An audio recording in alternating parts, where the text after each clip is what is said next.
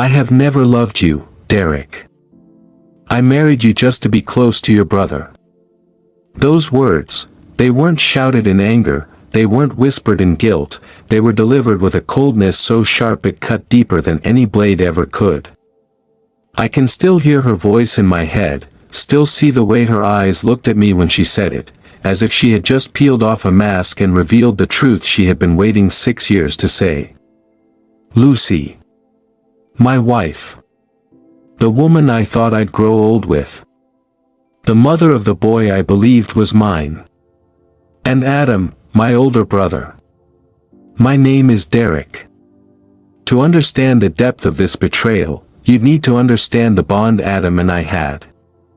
Adam wasn't just my brother, he was my hero. Growing up in Dallas, it was always the two of us against the world. Our father died when I was 12 and Adam was 15, and from that day, he became more than a brother. He was my protector, my mentor, my best friend. Adam taught me how to ride a bike, how to shave, how to ask a girl to prom. When I struggled in college, he was the one who pushed me through. When I got my first job, he was there to celebrate with me. He had this way of making me feel like I was never alone, like I always had someone in my corner. And then came Lucy. I met her through Adam. He introduced her one summer evening at his house, during one of those backyard barbecues he and his wife, Emma, loved hosting. I remember the way Lucy laughed at something Adam said, her eyes lighting up, and how Adam nudged me to go talk to her. She's single, he had whispered with a grin. I didn't know it then, but that moment would be the beginning of the happiest, and most devastating, years of my life. Lucy was beautiful in a simple, unpretentious way. The kind of beauty that didn't scream for attention but held it effortlessly. We started talking that night, and it felt easy, natural. Within months, we were inseparable. And all the while, Adam was right there, supporting us. He helped me plan the proposal. He stood beside me as my best man on our wedding day. He toasted to our happiness with a smile so genuine, I never once suspected there was anything lurking beneath it. He was Uncle Adam to our son, Ryan, always around, always doting, always trusted. Looking back now, I realize how blind I was. But at the time, it all seemed perfect. I had a wife who I believed loved me, a son who called me daddy, and a brother who was not just family, but my closest friend. So when Lucy finally looked me in the eyes years later and said those words, I have never loved you, Derek. I married you just to be close to your brother, my world didn't just crack. It exploded into pieces I knew could never be put back together again.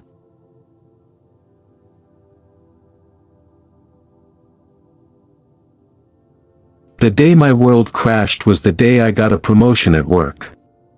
It was supposed to be one of the happiest of my life.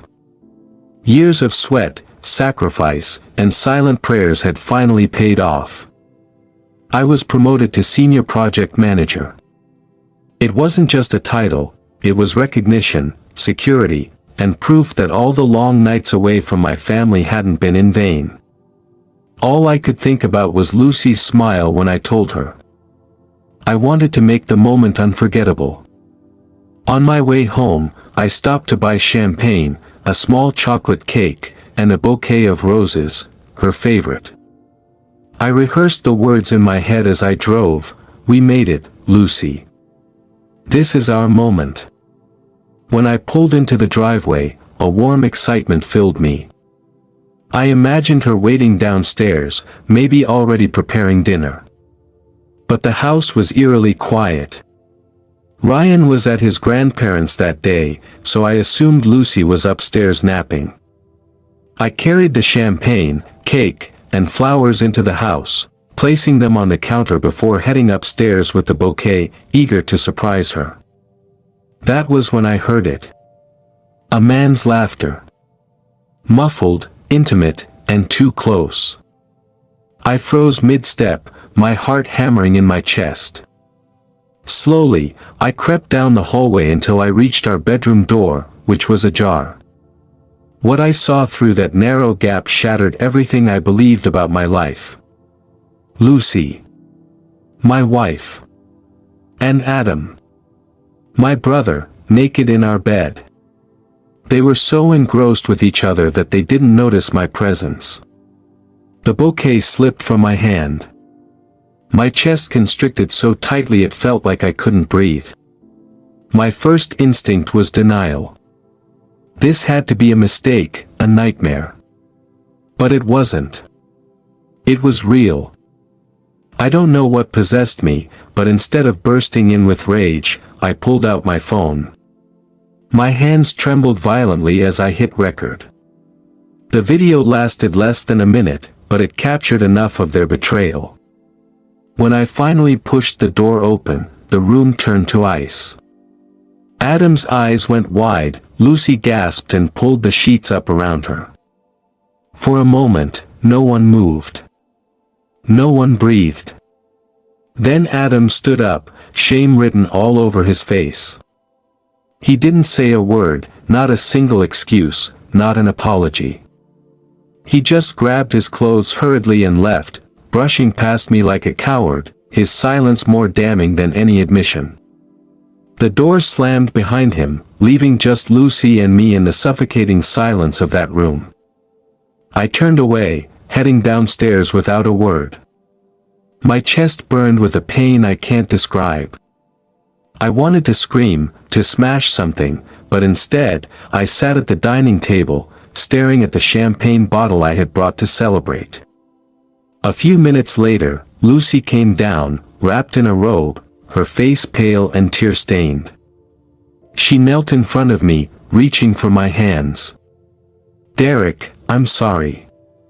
Please, I'm so sorry. It was a mistake, it just happened." Her words tumbled out, frantic, desperate. But when I stayed silent, she broke. Her voice hardened. "I can't lie anymore. I have never loved you, Derek. I married you just to be close to Adam. Ryan, he isn't yours. He's Adam's son." The words sliced through me, one after another, until I felt hollow. Everything I thought I knew, my marriage, my family, my son, was a lie. I sat there, stone-faced, while she wept at my feet. Inside, I was crumbling. But on the outside, I gave her nothing. No anger. No reaction. Only silence. And that silence scared her more than any outburst ever could. That night, the life I had built died before my eyes. After that night, I made a decision. Not to scream. Not to confront. Not to give them the satisfaction of seeing me broken. I woke up the next morning, shaved, put on my suit, and went to work, just like every other day. Lucy looked at me with red, swollen eyes, expecting rage, expecting a fight. Inside, I was bleeding. But outside, I was calm. My silence became my shield. At the office, nobody knew. I shook hands, smiled, and accepted congratulations for my promotion as if my entire world hadn't just collapsed. People toasted to my success, while all I could taste was betrayal on my tongue. When I got home that day, Lucy tried again. "Derek, please, let's talk. We can fix this. It was a mistake." Her voice cracked under the weight of her guilt. But I walked past her, set my keys on the counter, and went to my room. That routine continued for days. My silence was louder than any argument. I could feel it gnawing at her, stripping her of any comfort she thought she had. She began pacing the house at night, barely eating, barely sleeping. Adam was worse. He called, he texted, he left voicemails begging me to hear him out. At first, he tried to justify it. Then his tone shifted to apologies, then to desperation. But I ignored every word. To me, he no longer existed. The silence was killing them. But it was Ryan who made things hardest. My boy. Or at least, the boy I had believed was mine. I still tucked him in at night and read him stories. Outwardly, I never let him feel a shift in my care. But every time I looked into his innocent eyes, a sharp ache stabbed my chest. Was I seeing my son, or Adam's? One night, while I read him bedtime stories, he asked, "Daddy, why are you sad?" The innocence in his voice nearly broke me. I forced a smile and told him I was just tired. But deep down, I knew my love for him had become tangled with doubt, a painful knot I couldn't untangle. 2 weeks later, Lucy packed a bag. She stood by the door with Ryan, eyes swollen from nights of crying. "I can't live like this anymore, Derek," she said. "You're punishing me without saying a word." I looked at her, my face unreadable, and simply nodded. I didn't ask her where she was going. I didn't try to stop her. I didn't care. She waited for me to say something, but when nothing came, she opened the door and walked out. And just like that, the house fell silent again. But it wasn't an empty silence anymore. It was the beginning of their unraveling.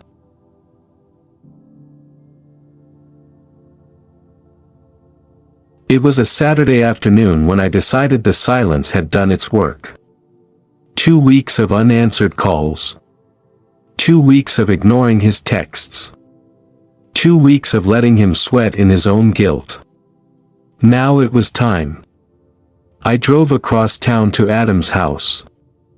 Emma answered the door, her face lighting up with a warm, unsuspecting smile as she welcomed me in.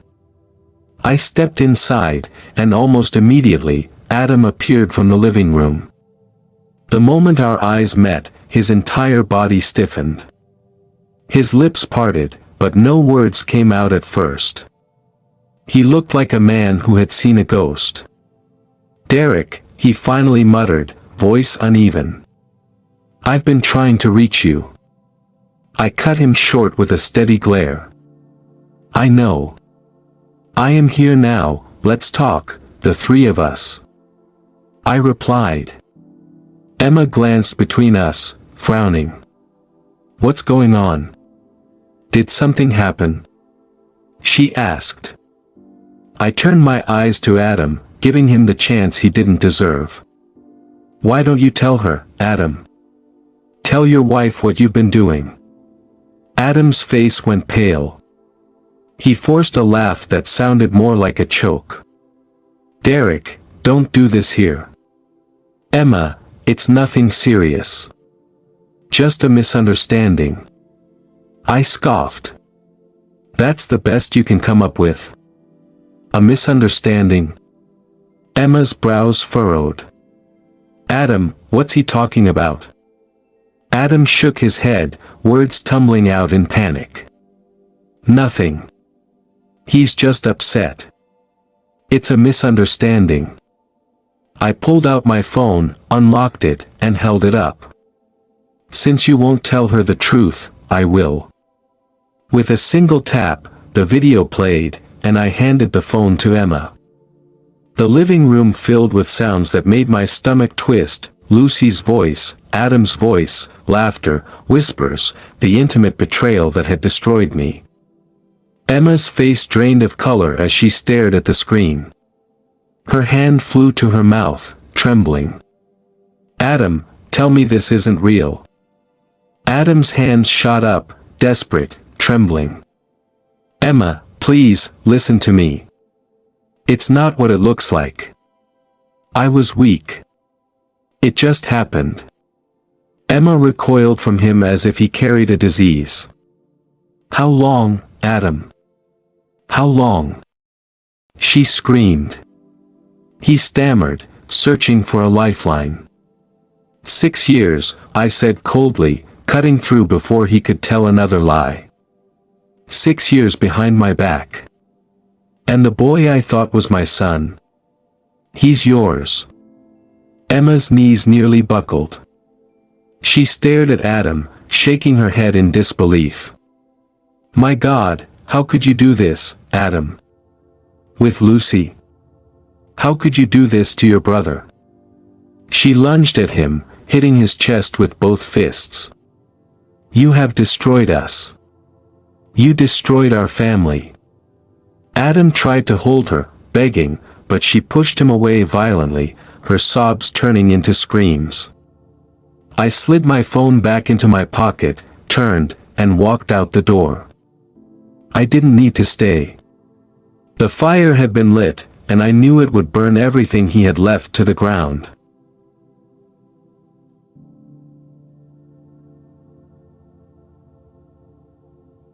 The storm at Adam's house that afternoon was only the beginning. Emma was not the kind of woman to keep quiet once her world had been shattered. By the next morning, word had already spread. She called her father, the owner of the very company Adam managed, and laid everything bare. I didn't hear it from her directly. I heard it through whispers, through the way people who knew us started looking at me with that mix of sympathy and disbelief. But I knew Emma too well. She wasn't the type to hide her scars. She was going to drag the truth into the light and let everyone see the man Adam really was. 2 days later, Emma showed up at my place. She stood at my doorstep with red, swollen eyes and a firmness in her jaw I had never seen before. Derek, she said softly, her voice cracking. I'm so sorry, I didn't know. I nodded, keeping my composure. None of this is on you, Emma. Don't carry their sins. Her eyes welled again. I went to my father. He's already spoken to the board. Adam's done. He has been fired. For the first time in weeks, I felt a grim satisfaction course through me. Not joy, never joy, but a cold, heavy justice. My brother had betrayed me and stolen from me in ways that could never be returned. Now the life he built on lies was crumbling. Emma wasn't finished. I filed for divorce. Papers will be served by the end of the week. He's not going to walk away from this clean. He'll pay for what he's done to me, to you, to all of us. She concluded. I could only nod. Words felt too small for the weight of that moment. Meanwhile, Lucy was unraveling. She called, she texted, she showed up once at my office, all with the same desperation of wanting us to talk and resolve things. But I had already made up my mind. While Emma was divorcing Adam, I was also divorcing Lucy. The divorce was quick. Cleaner than I thought it would be. Maybe because she knew she had no footing left to stand on. The court granted me everything I asked for, not that I wanted much. I didn't fight for custody of the boy who wasn't mine. All I wanted was freedom. Lucy walked away with nothing. No husband. No brother-in-law. No stability. She had spent years being taken care of, sheltered, pampered. Now she was standing in the ruins of a life she had set on fire with her own hands. Adam, too, spiraled. He lost his job, his wife, his reputation. Every time he called I ignored, every attempt he made to meet, only deepened his desperation. It was strange, watching from a distance. It didn't take long before the cracks between Lucy and Adam split wide open. Whatever illusion of love they thought they had was buried under lawsuits and bitter court filings. I heard about it first from a mutual friend, then from Emma, who seemed almost relieved that Adam's punishment wasn't just professional, but personal too. Lucy had filed for child support, insisting Adam take full financial responsibility for their son, his son. She dragged him to court, painted him as a negligent father, and demanded more than he could afford. Adam, in turn, fought back viciously. He claimed Lucy was unstable, unfit, even manipulative. He accused her of using the child as leverage to squeeze him dry. In court, the two of them stood on opposite sides, hurling accusations, their one secret love now laid bare in transcripts and affidavits for strangers to dissect. The same woman who once looked me in the eyes and said she never loved me now cried in front of a judge, claiming Adam had ruined her life. And the same brother who betrayed me now spat venom at her, calling her selfish, greedy, and heartless. I didn't go to the hearings, though I could have. I didn't even reach out to either of them. Instead, I stayed silent, watching from a distance as they tore each other apart. My silence had always been my weapon, and now it was my shield. Emma kept me updated sometimes. They deserve each other, she said once, her voice laced with bitterness. And they're destroying each other. For me, healing had become a quiet process. I started going for evening runs again, something I hadn't done in years. I found comfort in small routines, cooking for myself, reading late at night, even just sitting with a cup of coffee in the morning without dread hanging over me. Every time I thought of Lucy and Adam, it wasn't with rage anymore. It was something colder, more distant, like watching two strangers in a storm I had narrowly escaped. Because that's what they had become. Strangers. And for the first time in months, I finally felt free. For years, I thought love and loyalty were the foundations that bound family together. I was wrong. Love without truth is a lie, and loyalty without honor is poison. I lost a wife and a brother, but I found myself. And in the end, that was enough. Because while they fought in courtrooms and tore each other apart, I walked away with something far greater. Peace. The end.